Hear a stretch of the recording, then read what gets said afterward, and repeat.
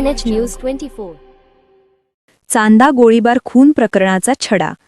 1 kilometre पाठलागानंतर मुख्य आरोपी अटकेत. चांदा तालुका नेवासा येथील गोळीबार खून प्रकरणात मोठी कारवाई करण्यात आली असून गावठी कट्ट्यातून फायरिंग करून तरुणाचा खून करणारा मुख्य आरोपी स्थानिक गुन्हे शाखेच्या ताब्यात आला आहे.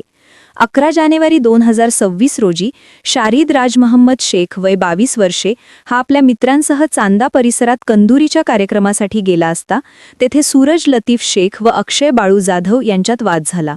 या वादाचे रूपांतर थेट खुनात झाले असून आरोपींनी शाहिद शेख यांच्या छातीवर गावठी कट्ट्यातून फायरिंग करत त्यांचा जागीच खून केला.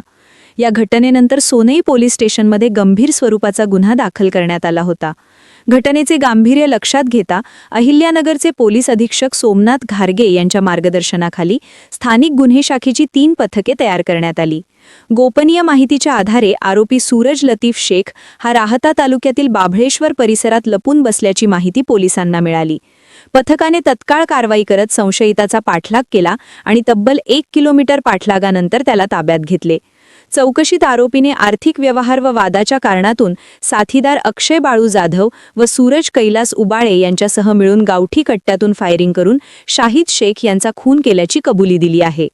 या गुन्ह्यातील इतर 2 आरोपी अद्याप फरार असून त्यांचा तसेच वापरलेल्या गावठी कट्ट्याचा शोध स्थानिक गुन्हे शाखेकडून सुरू आहे. ताब्यात घेण्यात आलेल्या आरोपीस पुढील तपासासाठी सोनई पोलीस स्टेशनमध्ये हजर करण्यात आले असून पुढील तपास सुरू आहे.